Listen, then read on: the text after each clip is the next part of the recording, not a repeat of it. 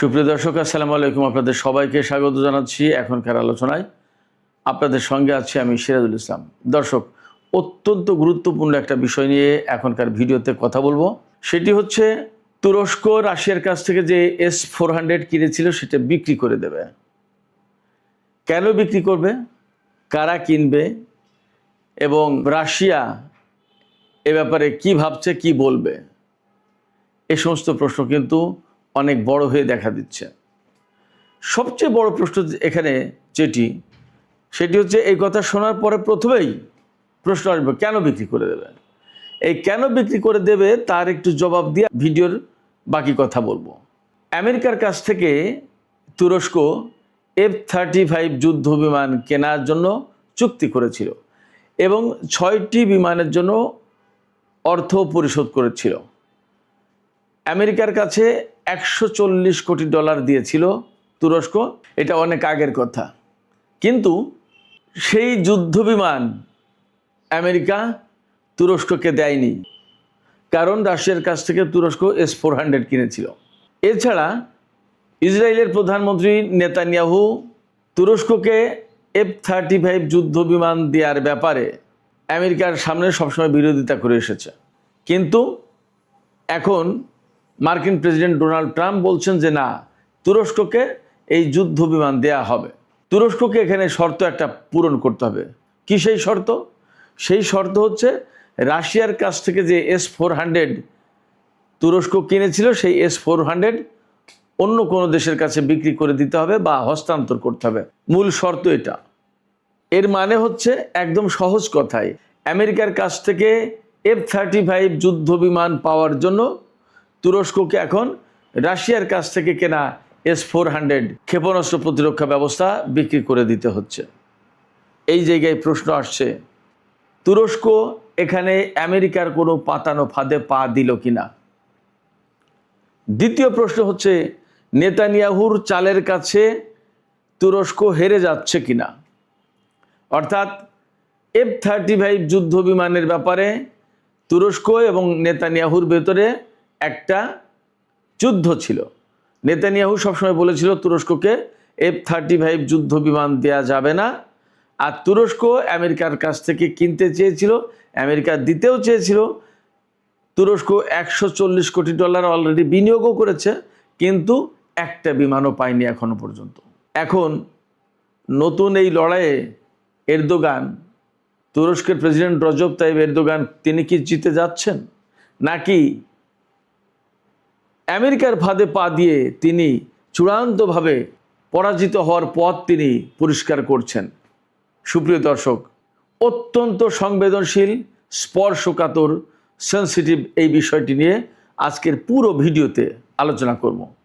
আশা করি আপনারা শেষ পর্যন্ত সঙ্গে থাকবেন, আর ভিডিও ভালো লাগলে লাইক, কমেন্ট, শেয়ার করবেন এবং চ্যানেলটি সাবস্ক্রাইব করে প্লিজ সাথে থাকবেন। একই সাথে আর একটা প্রশ্ন রেখে মূল আলোচনায় চলে যাব। রাশিয়া এই বিষয়টিকে কিভাবে দেখছে? রাশিয়া কি তুরস্কের উপর ক্ষুব্ধ হয়েছে, নাকি পরিস্থিতি পর্যবেক্ষণ করছে? দর্শক, এই প্রশ্ন রেখেই আমরা চলুন মূল আলোচনায় এগিয়ে যাই। অনেক পথ পাড়ি দিতে হবে আজকের এই আলোচনায়। আলোচনা যেখান থেকে শুরু করতে চাই সেটি হচ্ছে 2000 সালের শেষ দিকে তুরস্ক প্রথম মার্কিন F-35 যুদ্ধ বিমান প্রকল্পে যুক্ত হয়। সেই সময় আমেরিকার সাথে তুরস্কের কথাবার্তা হয় এবং 2007 সালে চুক্তি সই হয়। তুরস্ক $140 কোটি জমা দেয় মার্কিন তহবিলে, মার্কিন কোম্পানির কাছে। লকহিড মার্টিন কোম্পানি এই F-35 যুদ্ধ বিমান তৈরি করে। আমেরিকার সরকারের সাথে তুরস্কের চুক্তি হয়, $140 কোটি জমা দেয়। প্রথমে 6টি বিমানের অর্থ পরিশোধ করে পুরোপুরি, এবং তুরস্কের সাথে আমেরিকার চুক্তি হয় 100টি F-35 যুদ্ধ বিমান পাবে তুরস্ক। এই রজব তাইব এরদোগান তখন প্রধানমন্ত্রী, তখন এই চুক্তি হয়। কিন্তু একটা জিনিস মনে রাখতে হবে, তুরস্ক কিন্তু নেটো জোটের খুব গুরুত্বপূর্ণ সদস্য, একমাত্র মুসলিম সদস্য, এবং আমেরিকার পরেই নেটো জোটের সবচেয়ে বড় সেনাবাহিনী হচ্ছে তুরস্কের। তার মানে তুর্কি বাহিনী অনেক বড় বাহিনী এবং খুব গুরুত্বপূর্ণ শক্তি। আর নেটো জোটের দক্ষিণ পূর্বাঞ্চলে তুরস্কের অবস্থান হওয়ার কারণে এই দিকটার মূল শক্তি কিন্তু নেটো জোটে তুরস্ক, ফলে খুবই গুরুত্বপূর্ণ একটা শক্তি। এত কিছুর পরেও তুরস্ক আজ পর্যন্ত একটি F-35 যুদ্ধ বিমানও পায়নি। অথচ ইসরায়েল আমেরিকার কাছ থেকে 70টি F-35 যুদ্ধ বিমান কেনার চুক্তি করে। কেনার চুক্তি বা পাওয়ার চুক্তি বা যাই হোক না কেন, আমেরিকার হাতে যেটা থাকবে সেটা ইসরায়েলের হাতে থাকবে, এটা হলো মূল কথা। তা সে টাকা দিয়ে হোক আর সেটা দান করে হোক, অথবা যদি আমেরিকা মনে করে যে এটা ইসরায়েলে থাকা মানে আমার কাছেই থাকা, যেভাবেই হোক, সেই ইসরায়েলের হাতে কিন্তু অনেক আগেই 40টির বেশি F-35 যুদ্ধ বিমান পৌঁছে গেছে এবং তা দফায় দফায় সিরিয়ার উপর, লেবাননের উপর, ইরাকের উপর, ইয়েমেনের উপর, ইরানের উপর ব্যবহার করা হয়েছে দফায় দফায়। বাট তুরস্ক আজ পর্যন্ত F-35 টিকিটাও ছুঁয়ে দেখতে পারেনি। তুরস্কের প্রেসিডেন্ট রজব তাইয়িপ এরদোগান দীর্ঘদিন ধরে চেষ্টা করেছেন ইউরোপীয় ইউনিয়নে যুক্ত হওয়ার জন্য, কিন্তু ইউরোপীয় ইউনিয়নের নেতারা তাকে বহুবার তার সামনে মূলা ঝুলিয়ে রেখেছে, তাকে কলা দেখিয়েছে, বাট তুরস্ককে ইউরোপীয় ইউনিয়নে সদস্য হিসেবে গ্রহণ করেনি। তুর্কি প্রেসিডেন্ট রজব তাইয়িপ এরদোগান সম্ভবত ভুলে যান তিনি একটি মুসলিম দেশের প্রতিনিধিত্ব করেন প্রধানমন্ত্রী বা প্রেসিডেন্ট হিসেবে। তাকে ওরা গ্রহণ করবে না, তিনি এটা বুঝতেই চান না। তিনি কি করে ঘুরে ফিরে বারবার ওদের দ্বারস্থ হন, তাদের কাছ থেকেই ভালোবাসা পাওয়ার ভীষণ ভীষণ প্রত্যাশা করেন, কিন্তু তিনি কখনো সেই ভালোবাসা পাবেন না। বারবার প্রত্যাখ্যাত হবেন, বারবার তিনি আঘাত পাবেন। ভালোবাসাটা ইসরায়েলের থলিতে গিয়ে জমা হবে নেটো জোটের, ইউরোপীয় ইউনিয়নের এবং আমেরিকার। এরদোগান ভুলে যান তিনি একটি মুসলিম দেশের প্রধানমন্ত্রী ছিলেন, এখন প্রেসিডেন্ট। যা হোক, তুরস্ক ভীষণ ইলিউশনে ছিল, যেটাকে মতিভ্রম বলা যায় বা তন্দ্রাজাল বলা যায় বা মোহাচ্ছন্ন বলা যায়। তিনি আমেরিকার কাছ থেকে F-35 জঙ্গি বিমান কেনার জন্য টাকা জমা দিয়েছেন এবং তিনি পাবেন। নানান কথায়, নানান ছলাকলায় দীর্ঘদিন ঘোরাতে 2017 সালে এসে যখন সিরিয়া ইস্যুতে ভীষণ টালমাটাল অবস্থা, সিরিয়া ইস্যুতে তিনি অত্যন্ত নেগেটিভ একটা রোল প্লে করেছেন। যাই হোক, টালমাটাল অবস্থা, তিনি তখন ঘোষণা দিলেন রাশিয়ার কাছ থেকে তিনি S-400 কিনবেন। তার আগে কিন্তু রাশিয়ার একটি যুদ্ধ বিমান ভূপাতিত করেছিলেন এই রজব তাইয়িপ এরদোগান, অর্থাৎ তার দেশের সেনাবাহিনী। রাশিয়ার কাছ থেকে S-400 কেনার ঘোষণা দিয়ে তিনি রাশিয়ার কাছে কিছুটা হলেও তখন আবার ঘনিষ্ঠ হতে পারলেন, কিন্তু তাতে আমেরিকা আরও বেশি ক্ষেপে গেল। খেপে গিয়ে তুরস্কের উপরে একেবারে নিষেধাজ্ঞা দিয়ে ফেলল। তুরস্ক নেটো জোটের সদস্য, অথচ তার উপরে আমেরিকা নিষেধাজ্ঞা দিল। সেই নিষেধাজ্ঞাকে তুরস্কের কারণেই প্রথম এই আইনটা করা হলো। যে সমস্ত দেশ রাশিয়ার কাছ থেকে S-400 কিনবে বা S-500 কিনবে, তাদের উপর স্বয়ংক্রিয়ভাবে মার্কিন অস্ত্র নিষেধাজ্ঞা বলবৎ হয়ে যাবে। আমেরিকার কোনো অস্ত্র সেই সমস্ত দেশ আর পাবে না। CAATAS এরকম একটা মনে হয় আইন। এই আইনটা পাশ হওয়ার পরে তুরস্কের উপরে এখন আমেরিকার নিষেধাজ্ঞা এখনও আছে। সেই নিষেধাজ্ঞা 3-4 দিন আগে তুরস্কের রাজধানী আঙ্কারায় নেটো জোটের শীর্ষ সম্মেলন হয়েছে। সেই শীর্ষ সম্মেলনে প্রেসিডেন্ট ডোনাল্ড ট্রাম্প এসেছেন। সেখানে রজব তাইয়িপ এরদোগানের সাথে ডোনাল্ড ট্রাম্পের একান্ত বৈঠক হয়েছে। বৈঠক হওয়ার পর সেখানে ডোনাল্ড ট্রাম্প রজব তাইয়িপ এরদোগানকে টোপ দিয়েছেন অথবা পরামর্শ দিয়েছেন, যে যেভাবে দেখতে চান, যে আপনি যদি এই S-400 আপনার হাতে রাখেন তাহলে তো আপনি নেটো সদস্য দেশ।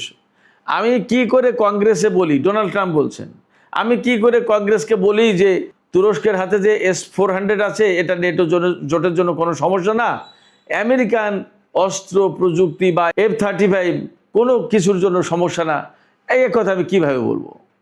সেক্ষেত্রে আপনি এই S-400টা অন্য কারো কাছে দিয়ে দেন, বিক্রি করে দেন বা হস্তান্তর করেন। তাহলে আমি কংগ্রেসকে বলতে পারবো যে তুরস্কের হাতে S-400 নেই, এখন আমরা F-35 দিতে পারি এবং আমরা তো এত এত ডলার পাবো। এই টোপ বলেন আর এই পরামর্শ বলেন, যাই বলেন, তুরস্ক গিলেছে।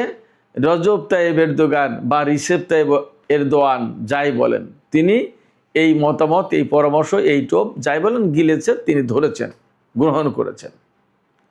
গ্রহণ করার পরে এখন ঘোষণা এসছে তুরস্কের ডেইলি হুরিয়াত, এটা তুরস্কের খুবই গুরুত্বপূর্ণ একটা পত্রিকা। এই পত্রিকায় রিপোর্ট বেরিয়েছে আজকেই যে S-400 তুরস্ক সম্ভবত বেচে দেবে কার কাছে? মধ্যপ্রাচ্যের দেশ কাতার অথবা সংযুক্ত আরব আমিরাতের কাছে, এখনো শিওর হয়নি। এখানে আমি একটু বলে রাখি, কাতারের সাথে তুরস্কের কিন্তু অনেক বেশি দহরম মহরম সম্পর্ক। কাতারে তুরস্কের সেনা মোতায়েন করা আছে, একটা সামরিক ঘাঁটি আছে তুরস্কের। এর বিপরীতে সংযুক্ত আরব আমিরাতের সাথে কিন্তু তুরস্কের সম্পর্ক আগেই অনেক খারাপ ছিল, ভালো ছিল না সম্পর্ক। সেই জায়গায় ইদানিং একটু সম্পর্ক ভালো হয়েছে, কিন্তু কাতারের সাথে যে সম্পর্ক, সেই সম্পর্ক তুরস্কের সাথে সংযুক্ত আরব আমিরাতের নেই। এই জায়গা থেকে আমি ধারণা করি যে হয়তোবা কাতারকে দিতে পারে, যদি এই বেচা বিক্রি বা হস্তান্তরের প্রশ্ন সত্যি সত্যি আসেই। রাশিয়া কি বলছে এখানে? রাশিয়া বলছে যে তুরস্ক এই S-400 ক্ষেপণাস্ত্র প্রতিরক্ষা ব্যবস্থা কারোর কাছে বিক্রি বা হস্তান্তর করতে যাচ্ছে কিনা, বিষয়টি নিয়ে আমরা খুব ঘনিষ্ঠভাবে পর্যবেক্ষণ করছি। এই কথা বলেছেন ক্রেমলিনের মুখপাত্র, হোয়াইট হাউসের মুখপাত্র যেমন, তেমনি ক্রেমলিনের মুখপাত্র, প্রেসিডেন্ট পুতিনের কার্যালয়ের যে প্রধান মুখপাত্র, তিনি হচ্ছেন দিমিত্রি পেসকভ। দিমিত্রি পেসকভ বলেছেন, আমরা ঘনিষ্ঠভাবে পর্যবেক্ষণ করছি, তুরস্কের সাথে যোগাযোগ রাখছি, যোগাযোগ অব্যাহত থাকবে এবং বিষয়টি আমাদের জন্য খুবই স্পর্শকাতর। কেন স্পর্শকাতর, এই সমস্ত আলোচনা আমি পরে আসছি। এপাশে ইসরায়েলের সাথে তুরস্কের কি হলো এবং আমেরিকা কেন টোপ দিল আমি বলছি, এই প্রসঙ্গটা একটু আলোচনা করে আসেন। ইসরায়েলের প্রধানমন্ত্রী বেনিয়ামিন নেতানিয়াহু দীর্ঘদিন ধরে তিনি ক্ষমতায়, প্রায় 30 বছর ধরে তিনি ক্ষমতায় আসা যাওয়ার উপরেই আছেন। সামান্য সময় ক্ষমতার বাইরে থাকলেও বেশিরভাগ সময় তিনি এই 30 বছরের ভেতরে ইসরায়েলের ক্ষমতায় ছিলেন এবং তিনি একচেটিয়া প্রধানমন্ত্রী বলা যায়। এর মূল কারণ হলো যে ইসরায়েল যে কিসিমের রাষ্ট্র, সেই কিসিমের রাষ্ট্রের জন্য যে ধরনের পলিসি দরকার, নেতানিয়াহু সেটা খুব ভালো পারে, যা করছে বর্তমানে। আপনারা তো বুঝতেই পারছেন কি বলতে চাইছি। এই নেতানিয়াহু আমেরিকার কাছে শুরু থেকেই বলে এসেছে যে না, তুরস্ককে এই বিমান দেওয়া যাবে না। কিন্তু ভেতরে ভেতরে আমেরিকা এই কথা শুনলেও টাকা কিন্তু ঠিকই নিয়েছে, $140 কোটি, $1.4 বিলিয়ন, এবং তুরস্কের সাথে চুক্তিও করেছে, বাট তুরস্ককে এই বিমান দেয়নি। অথচ তারপরে ইসরায়েল আমেরিকার কাছে ডিমান্ড করেছে এবং ইসরায়েল সে বিমান পেয়েছে এবং ব্যবহারও করছে। এমনকি তুরস্কের উপর হামলা চালানোর ব্যাপারে হুমকিও দেয়। এখন প্রশ্ন আসছে, এই যে F-35 যুদ্ধ বিমান নিয়ে এরদোগান এবং নেতানিয়াহুর ভিতরে একটা দ্বন্দ্ব ছিল, প্রতিদ্বন্দ্বিতা ছিল, প্রতিযোগিতা ছিল। এই প্রতিযোগিতায় কে হারলো কে জিতলো, এই প্রশ্ন কিন্তু এই মুহূর্তে আসছে। কেন আসছে? আসছে এই কারণে যে নেতানিয়াহু বলেছে যে এই বিমান আমেরিকা তুরস্ককে দিতে পারবে না, আর তুরস্কের প্রেসিডেন্ট রজব তাইয়িপ এরদোগান বলেছেন যে আমি নেটো সদস্য, আমেরিকা নেটো সদস্য দেশ, আমি তাকে টাকা দিয়েছি, আমি বিমান পাবো। বাট মাঝখান থেকে তুরস্ক কিন্তু বিমান পায়নি তো বটে, কায়দা কৌশলে তার উপর আবার নিষেধাজ্ঞা চাপিয়ে দিয়েছে। এরপরে এখন যখন তুরস্কে নেটো জোটের সম্মেলন হলো, ডোনাল্ড ট্রাম্প কিন্তু তুরস্কের প্রেসিডেন্টকে এরদোগানকে খুব প্রশংসা করেছেন, খুব ভালো মানুষ, আমার অত্যন্ত অনুগত একটা দেশ, আমেরিকার খুব অনুগত দেশ, বিশ্বস্ত দেশ, ইত্যাদি ইত্যাদি। এই সমস্ত প্রশংসা করে তিনি এরদোগানকে টোপ দিয়েছেন যে তোমার হাতে S-400 থাকলে তো আমি দিতে পারবো না, এটা বিক্রি করে দাও। তার মানে হচ্ছে, আমার কাছে মনে হচ্ছে যে এরদোগানের আমসালা দুটোই যাবে। কেন আমসালা দুটোই যাবে? এই S-400 বিক্রি করার পরে নেটো জোটের অন্যতম একটা প্রধান সদস্য দেশ তুরস্ককে কিন্তু রাশিয়ার অস্ত্র থেকে মুক্ত করলো আমেরিকা, খেয়াল করুন। দুই হচ্ছে, এরপরে ইসরায়েলের চাপের কারণে বা কংগ্রেসের আপত্তির মুখে ডোনাল্ড ট্রাম্প বলবে আমি তো তোমাকে দিতে পারছি না, এটা কংগ্রেসের আপত্তি আছে, নানান সমস্যা, এই সেই করতে করতে করতে করতে ওই তাইরেনাডে গাইতে গাইতে সে পগার পার। আমার কাছে মনে হচ্ছে নেতানিয়াহুর চাপে ডোনাল্ড ট্রাম্প তুরস্ককে একটা ফাঁদে ফেলে তুরস্কের কাছ থেকে S-400 কেড়ে নিয়ে অন্য কারোর কাছে দিয়ে তাকে নিরস্ত্র করে, তাকে F-35 যুদ্ধ বিমান না দিয়ে আরও দিন দরিদ্রহীন অবস্থায় ফেলে দেবে। এই একটা কূট চাল এখানে আছে বলে আমার কাছে মনে হচ্ছে। জানি না তুরস্ক কী ভাববে, কী বলবে, কী করবে, তারা তাদের পলিসি বলছে, তারা জানে। বাট তাকে মনে রাখতে হবে যে F-35 যুদ্ধ বিমান তাকে দেওয়ার ব্যাপারে সবচেয়ে বড় আপত্তি ইসরায়েলের কথার বাইরে আমেরিকার কোনো কিছু করার ক্ষমতা আছে কিনা সেটা এরদোগানের ভাবা দরকার। এরদোগানের এটার শিক্ষা থাকা দরকার যে নেতানিয়াহুর বা ইসরায়েলি লবির চাপের কারণে ডোনাল্ড ট্রাম্প ইরানের সাথে যুদ্ধ পর্যন্ত করেছে। শত শত কোটি ডলার খরচ, আমেরিকান সেনাদের জীবন বিপন্ন, আমেরিকান ঘাঁটিগুলো সব তাসের ঘরের মতো উড়ে গেল ইরানের হামলায়। তবুও আমেরিকা ইরানের বিরুদ্ধে যুদ্ধ করতে বাধ্য হয়েছে ইসরায়েলি চাপের কারণে। সেই জায়গায় নেতানিয়াহু বা ইসরায়েলের চাপ বা ইসরায়েলি লবির চাপ উপেক্ষা করে ডোনাল্ড ট্রাম্প এরদোগানকে F-35 বিমান দেবেন, আমি বিশ্বাস করি না। এখানে তুরস্ক ডস খেতে যাচ্ছে বলে মনে হয়। হয়তো তুরস্কের কাছে আরও কিছু টাকা ডিমান্ড করবে যে তুমি আরও কিছু টাকা দাও, বিমান তো দেবো, আরও কিছু টাকা দাও। হয়তো তুরস্ক তাও দেবে বিমান পাওয়ার আশায়, কিন্তু তিনি বিমান আদৌ কোনোদিন পাবেন কিনা আমার ভীষণ ভীষণ সন্দেহ আছে। যা হোক, রাশিয়া কি করবে? রাশিয়া যা করবে, রাশিয়া আলটিমেটলি ক্ষুব্ধ হবে যে তুমি আমার কাছ থেকে S-400 কিনেছো। S-400 কিন্তু সবাইকে দেয়নি, ভারতকে দিয়েছে, চীনকে দিয়েছে, তুরস্ককে দিয়েছে, আর রাশিয়ার কাছে আছে, আর কারোর কাছে S-400 দেয়নি। সেই S-400 এত সেন্সিটিভ একটা প্রযুক্তি, আকাশ প্রতিরক্ষা ব্যবস্থা, সেই S-400 যদি এখন তুরস্ক আমেরিকার কাছ থেকে F-35 বিমান পাওয়ার আশায় বা লোভে অন্য কোনো দেশের কাছে দিয়ে দেয়, যার কাছে দিলে এই S-400 নিরাপত্তা নিশ্চিত করা কঠিন ব্যাপার হয়ে যাবে, বা এই প্রযুক্তি আমেরিকার কাছে চলে যাবে না, তার নিশ্চয়তা থাকবে না, তাহলে রাশিয়া কিন্তু ভীষণভাবে ক্ষুব্ধ হবে। ক্ষুব্ধ হলে কি হবে? ক্ষুব্ধ হলে যে রাশিয়া তুরস্কের সাথে সম্পর্ক ছিন্ন করে দেবে তা কিন্তু না। তুরস্কের সাথে রাশিয়া সম্পর্ক ছিন্ন করতে পারবে না কয়েকটা কারণে। একটা বড় কারণ হচ্ছে রাশিয়ার একটা বড় ক্রেতা, তেল গ্যাসের বড় ক্রেতা হচ্ছে তুরস্ক।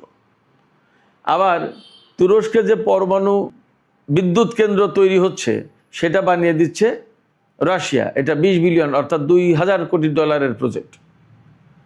আবার কৃষ্ণ সাগরে রাশিয়ার যে নৌবহর আছে, তার যে ঘাঁটি আছে সেভাস্তোপোলে, এই সেভাস্তোপোল বা এই নৌঘাঁটি থেকে যুদ্ধ জাহাজ নিয়ে বা রাশিয়ার কোনো জাহাজ যদি এশিয়া, আমেরিকায়, আফ্রিকায় আসতে হয়, তাহলে তুরস্কের বসফরাস প্রণালী পার হয়ে, দারদানেলিস প্রণালী পার হয়ে, এজিয়ান সাগর পার হয়ে, ভূমধ্য সাগর দিয়ে আটলান্টিকে যাওয়া এবং আফ্রিকা এই সমস্ত জায়গায় আসা, অথবা সুয়েজ খাল পার হয়ে লোহিত সাগর দিয়ে, এডেন উপসাগর দিয়ে আরব সাগর বা ভারত মহাসাগরে আসা, বা মধ্যপ্রাচ্যে আসা, আপনার হরমুজ প্রণালী দিয়ে পারস্য উপসাগরে আসা, অর্থাৎ তুরস্কের এই বসফরাস প্রণালী পার হতে হবে রাশিয়াকে যদি বাইরের জগতে আসতে হয় কৃষ্ণ সাগর থেকে। এই বসফরাস প্রণালী কিন্তু তুরস্ক নিয়ন্ত্রণ করে 1936 সালের একটি চুক্তি অনুযায়ী। সুইজারল্যান্ডের মন্ট্রিক্স শহরে এই মন্ট্রিক্স কনভেনশনের মাধ্যমে এই বসফরাস প্রণালী, যদিও আন্তর্জাতিক প্রণালী, এই প্রণালী নিয়ন্ত্রণের ভার তুরস্কের হাতে দেওয়া হয়। এটা আন্তর্জাতিকভাবে স্বীকৃত এবং এই আইন সবাই মেনে চলে। রাশিয়ার যুদ্ধজাহাজ বা অন্য কোনো দেশের যুদ্ধজাহাজ যদি বসফরাস প্রণালী পার হয়ে কৃষ্ণ সাগরে যেতে হয়, অথবা কৃষ্ণ সাগর থেকে এই ভূমধ্যসাগর আটলান্টিকের দিকে আসতে হয়, তাহলে এই বসফরাস প্রণালী পার হতে হবে এবং তুরস্কের অনুমতি লাগবে। খুবই গুরুত্বপূর্ণ, যার কারণে তুরস্ককে খুব বেশি চটাতে পারবে না রাশিয়া।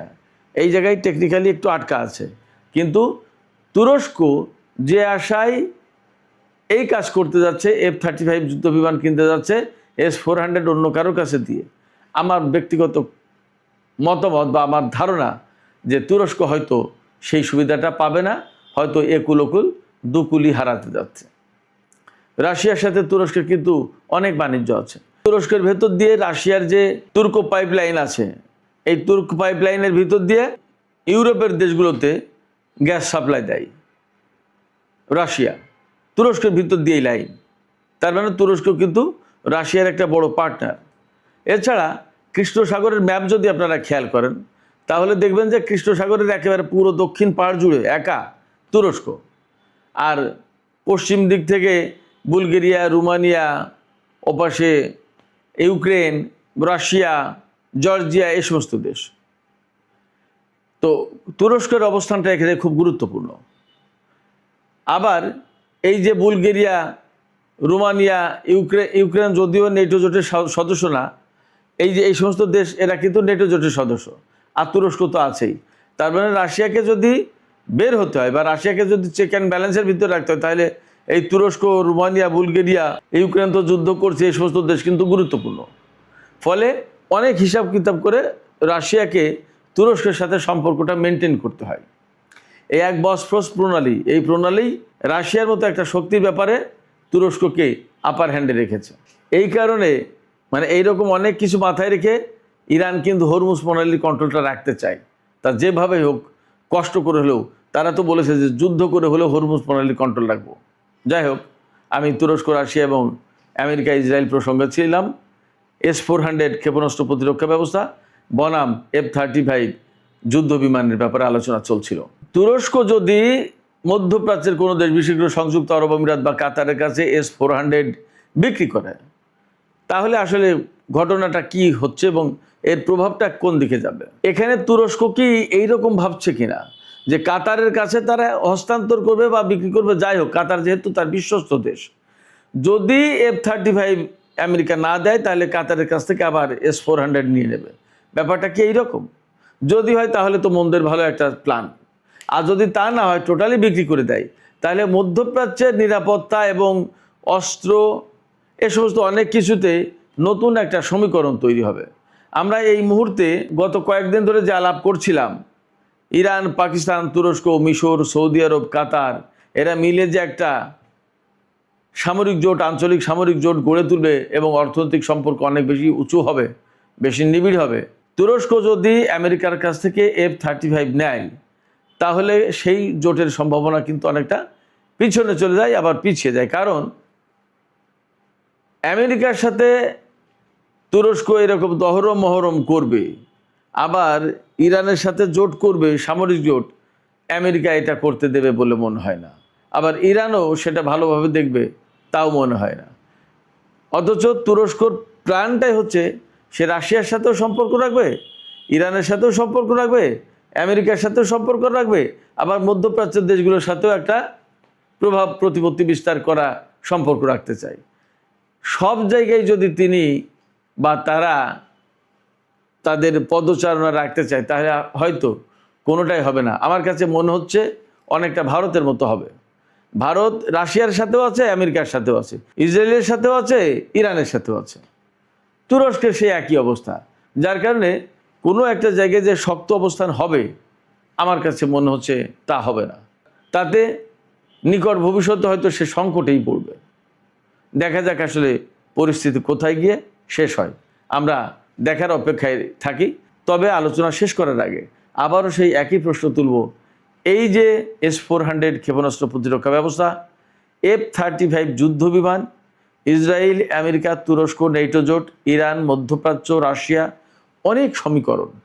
এই সমীকরণে তুরস্ক কি ইসরায়েলের চাপের মুখে হেরে যাচ্ছে কিনা, তুরস্ক কি আমেরিকার দেয়া টোপ বা ফাঁদে পড়ে সবই হারাতে বসেছে কিনা, সেই প্রশ্ন রেখে আজকের এই আলোচনা শেষ করছি।